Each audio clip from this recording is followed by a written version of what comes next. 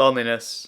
It's an emotion we've all experienced at some point in our lives. An emotion that manifests itself when you're in the dark, alone. An emotion that manifests itself when you're in a crowded room full of people, but no one seems to understand you for who you truly are.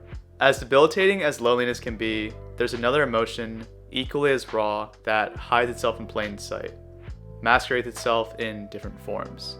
There's the obvious cases, like people mindlessly burying themselves in their phones during their commute, to the less obvious ones. People listening to a podcast as they work from home, or watching a self-help video as they eat lunch, all neatly packaged under the umbrella of productivity. In fact, some of you might be experiencing this emotion in this very moment, loneliness.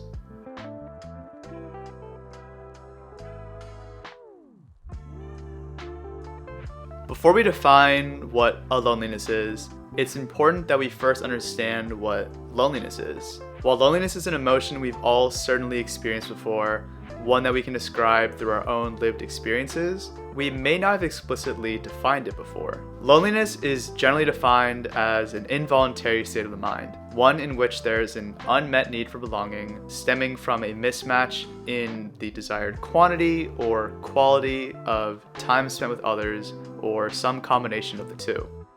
The COVID-19 pandemic shined a spotlight on loneliness in a way that we might not have seen before, as individuals and families were physically separated and isolated from their larger social networks. In a recent survey, 36% of American adults reported experiencing serious loneliness at some point during the COVID pandemic. 43% of young adults aged 18 to 25 reported an increase in loneliness. But as we've defined, loneliness can also stem from a mismatch in the desired quality of your relationships with others. You can experience loneliness at the dinner table with your family, or even when you're with a group of people you call your friends, particularly if you don't believe they know your true self. On the flip side, loneliness is the mirror image of loneliness. You tend to experience loneliness when there is an unmet need for solitude, stemming from a mismatch in the desired quantity or quality of time spent alone. This may sound familiar if you've ever heard someone, particularly an introvert, describe having a social battery. For as much as loneliness is a well-documented mental health issue, one that can lead to reduced life satisfaction, anxiety, depression, or even impact physical health, loneliness can be just as detrimental to one's psyche and well-being. Insufficient solitude or time alone, whether in quantity or quality, can result in stress, negative moods, and even symptoms of depression. In our increasingly hyper-connected society, it can be difficult to slow down and identify that our stress or negative feelings aren't remedied by scrolling through TikTok or spending time with others, but rather fulfilling our unmet need for time alone, for true solitude. There is absolutely no disputing how heartbreaking and difficult the COVID-19 pandemic has been on so many individuals, families, and communities around the world. But for many people, myself included, the pandemic served as the wake-up call we've needed our entire lives. One that had been ringing incessantly, but we've chosen to ignore time and time again. It wasn't until stay-at-home orders and social distancing measures were put in place that the doors were opened for many people to involuntarily have an unexpected and uncomfortable confrontation with being truly alone. But the question remains, why did it take a global pandemic and the world shutting down for many of us to finally pick up and answer solitude's call?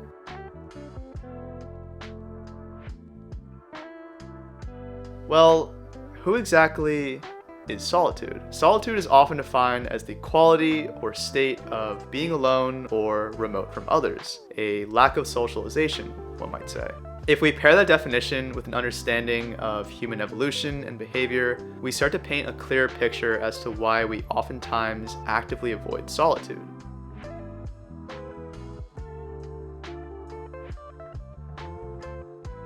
The need to belong, to have interpersonal connections, is deeply ingrained in who we are as a human species.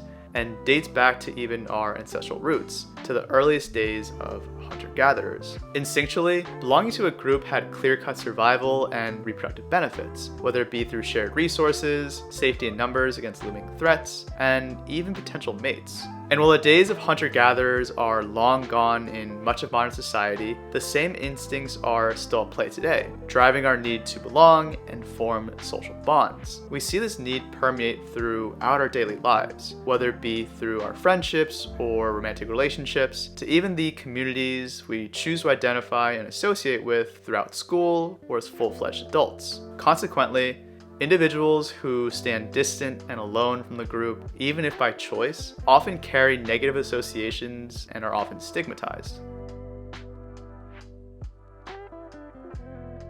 Solitude itself has historically carried negative associations, being commonly linked to loneliness, despair, and depression, all of which can be effects of prolonged social isolation. After all, solitary confinement has long been and continues to be used around the world as a form of capital punishment. In more modern times, solitude is commonly associated with being a loner, someone who keeps to themselves away from groups, a term I can imagine many of us have used at some point in our lives to describe someone we've encountered. But rather than viewing the individual with a level of understanding and grace, we often instead pass judgment, believing there to be an underlying reason why the individual isn't part of a group, that the individual must be weird or unlikable, or there's something inherently wrong with them. At the end of the day, these judgments stem from our own insecurities and our own need to fit in, our need to belong to a larger social network.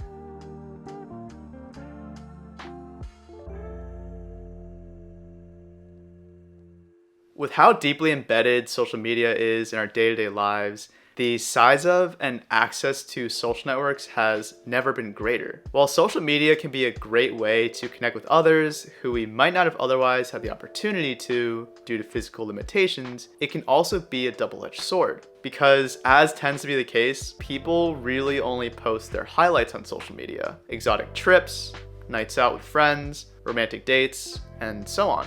Creating a situation where if you compare your day-to-day life to the highlights of the lives of others, you may start to feel as if you're doing worse or falling behind in life. And that's not the most enjoyable feeling. Consequently, we develop FOMO, or the fear of missing out, which hypothetically should propel us to take action in order to live our best lives, but oftentimes, that's not really the case. Because like a negative feedback loop, the good life that is consistently portrayed on social media is one in which you're surrounded by a plethora of people doing exotic things. So instead of doing activities that genuinely bring you joy or spending time with those you feel deeply connected with, you say yes to the version of the good life that everyone else is supposedly living, or at least they appear to be living on Friday and Saturday nights. Because otherwise, if you say no, you're supposedly throwing away the best years of your life away. But I'd argue, who's really wasting the best years of their life away? The person who begrudgingly convinces themselves to live according to the definition of the good life set by others and society? Or the person who knows what their own unique definition of the good life is and lives in alignment with that?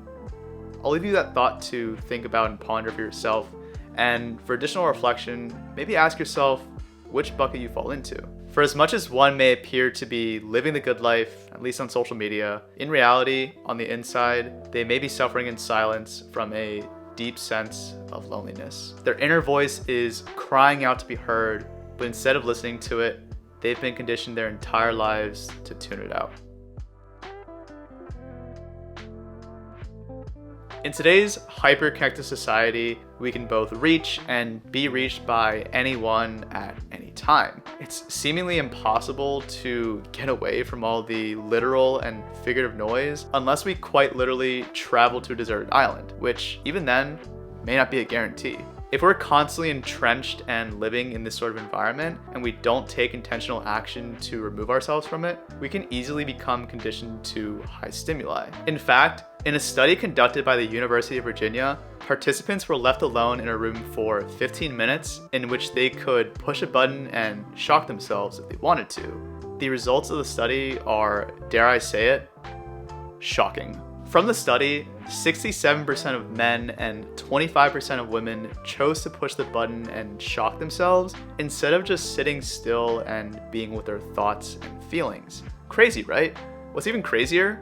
Before the study, all the participants stated that they would pay money to avoid being shocked. While one can argue there's nothing particularly alarming about the results of the study, after all, raise your hand if you've ever been bored and done something out of character just to feel something from time to time.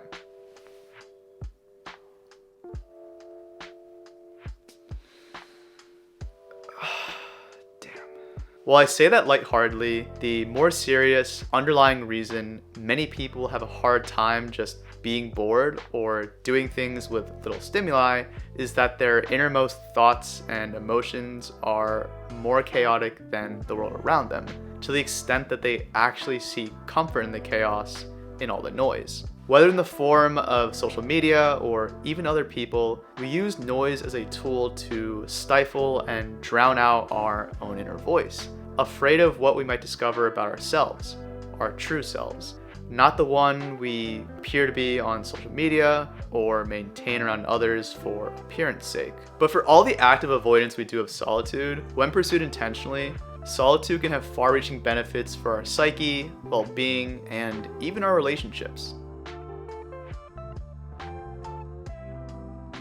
Given the hyper-connected society we live in, being able to mentally decompress from the amount of stimuli that bombards us on a day-to-day basis is absolutely critical to maintaining our mental health. There's so much going on around us at any given moment that over the course of even a single day, we can't help but accumulate some level of clutter in our minds, even if the clutter isn't our own. Sort of like letting dishes pile up in the sink, especially if you share a space with someone else. We might read an alarming headline on Twitter or hear an acquaintance tell us, "So-and-so thinks you're annoying."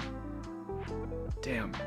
The more and more we receive these inputs of information without an effective way to process and filter for which ones are worth keeping and which ones we should discard, the more cluttered our internal environment becomes, the more our sink becomes cluttered with other people's dirty dishes. As a result, we have less or little to no space to be able to process anything else, much less how our true selves are really thinking or feeling. But similar to the peace of mind you get from tidying up your external environment, seeking out true solitude can give you the opportunity to declutter your internal environment.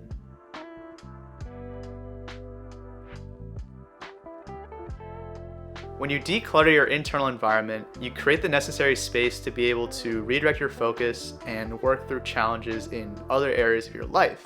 Challenges you may have tucked away over the course of a day, week, year, or even an entire lifetime of living, helping to reduce the onset of stress, anxiety, and negative feelings. But far too often, we turn to other people to solve our own problems or challenges, to live our lives for us, which, if we take a moment to think about, makes no sense at all.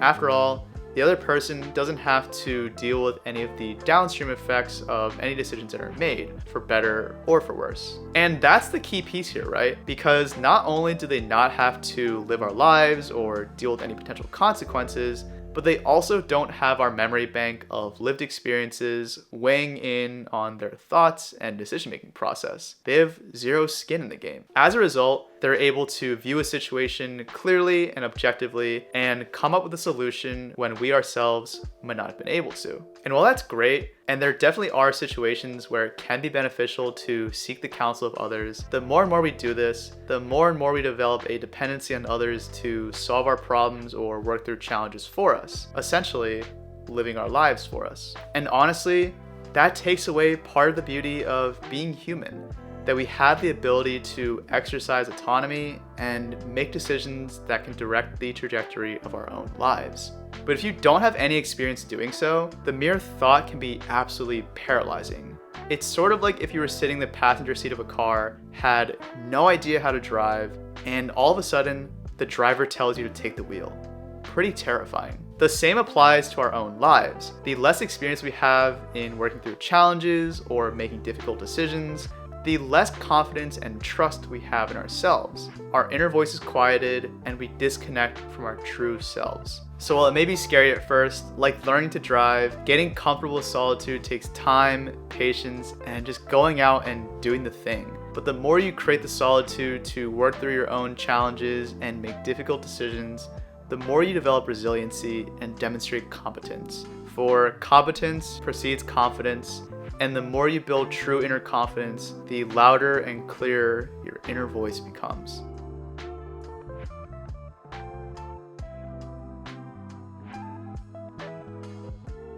When you pair a steady inner voice with intentional solitude, you can begin effectively tuning into your inner voice as opposed to continuing to tune it out. Free of any outside influence, you'll be able to hear your thoughts, feel your feelings, and begin unpacking what your inner voice is trying to communicate to you about your life. You can begin asking and then answering fundamental questions such as, what are my core values? What does a meaningful and fulfilling life look like to me? What types of activities energize me? And perhaps most relevant of all to this conversation, what qualities do I look for in my relationships? Because as we've discussed, the quality of the relationships you keep in your life is directly tied to experiences with loneliness. But the reality is, until you know yourself for who you truly are, you won't be able to fully answer this last question. Won't be able to deeply connect with and invest in building quality relationships. Relationships that can ultimately dictate your future long-term satisfaction and success in life. But the beauty of asking yourself such questions is that you can then discover your own answers, and through those answers, craft your own definition of what the ideal or good life looks like to you. And with that definition in mind, you can then begin taking intentional action towards moving yourself closer and closer to the life you ultimately aspire to live. In the process of doing so, you begin to align your inner self with the outer self you present to the world around you. And when you do that, when you live to your truest self and aren't switching back and forth, the rest of life will take care of itself. While the benefits of intentional solitude are evident, like with any new or challenging endeavor, there's often a level of initial resistance with getting started, and that's totally normal. This resistance is more internal than anything else. Your mind trying to convince you to stay within your comfort zone. So the key here is not to try and brute force yourself into starting and spending hours upon hours in solitude, but rather to start by reframing your perspective, particularly towards the underlying associations and fears you have with solitude that are causing the resistance to begin with. Ultimately, the relationship with yourself is the most important one you can cultivate in your life. After all, you are your own best friend, roommate, therapist, life coach, and so on. The earlier you can embrace and cultivate this relationship with yourself, the more equipped you'll be to navigate life and all of its uncertainties, when your inner voice rings true with the decisions you make and the actions you take externally. You often hear the mark of a true friendship is one in which you can sit together in silence and take in each other's presence, without feeling the pressure to say even a single word. One in which you simply understand one another on a fundamental level and feel fully at ease. One in which you feel free and empowered to be your truest self. But how can you expect to cultivate such relationships with others when you don't know what it feels like? When you haven't modeled it for yourself?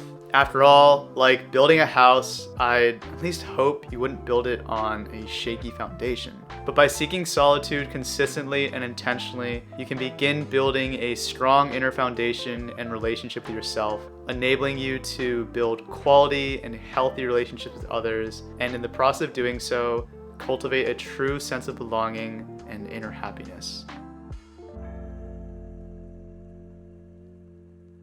The question remains, how can we create more periods of solitude? After all, we all live incredibly busy lives where we don't have 15 minutes to spare, right? In case you couldn't tell, I was being sarcastic. Every one of us, and I'm including myself here, comes up with excuses and false narratives to try and justify inaction. I'm so busy, or I don't have any time. You're not. I'm not. What people really mean by that is they just don't have a solid grasp on their priorities. because there's a huge difference, a huge gap between being busy and being productive. So when it comes to creating more time for periods of solitude in your life, schedule in your calendar as if you had an appointment or important event to attend with someone you care about deeply in your life. And just commit, because after all, barring any life-threatening circumstances, you wouldn't cancel on that person last minute, would you? And that's how I encourage you to frame solitude, to frame spending time with yourself as a necessary commitment to cultivating a healthy, meaningful relationship with one of, if not, the most important person in your life. While committing to blocking out and just showing up to that event is an important step, not to make things more difficult, but you then need to think about how you conduct yourself during this time with this person. Are you listening to a podcast or music with headphones in while you're trying to hang out together? Are you scrolling through TikTok or social media while the other person is trying to be vulnerable and open up to you? You wouldn't. Or at least, I'd hope you wouldn't. And if you would, honestly, that's great. Because now you have the opportunity to reconsider how you show up in your relationships with others. And that all starts with how you show up in your relationship with yourself. Ultimately, like with anything in life, you need to strive to find your own balance with solitude, to find a level that feels sustainable and energizing for you. Because after all, we're all unique with differing personalities and needs, and will all require varying degrees of solitude. So here's my challenge to all of you. Even if you're already quite experienced with intentional solitude and spending time alone, right after this video, schedule some time for yourself. Especially if you're in school and have a roommate, you're living at home with your family, or just share a space with someone else. And if you're not as experienced, then ease into it. Start by scheduling out 15 minutes in the morning before getting ready, between classes, and so on. In 15 minutes, there's no pressure to do anything grandiose. Just sit with yourself, with your thoughts and your feelings. Because 15 minutes for yourself is 15 minutes more than you had before. Instead of trying to abruptly just jump right in, the key is to normalize and get experience spending time alone in solitude. To normalize and get experience in carving out time for yourself to meet your own needs. But at the same time, as you get more comfortable with experience, challenge yourself a bit. Push the bounds of your comfort zone. Try increasing the amount of time spent in solitude, or perhaps the cadence and frequency of the appointments. Or better yet, do both. And make it exciting for yourself. Think of activities you've always wanted to try, or places you've always wanted to visit, but may not have had someone else around. Whether it's catching a sunset, trying out the dessert spot or restaurant, or who knows, maybe even traveling someplace across the world. Because no matter who you are, no matter the experiences you've had in your life thus far, you're entirely worthy and deserving of having your needs met, of having incredible relationships with yourself and others, and above all, of living a meaningful, fulfilling, and beautiful life.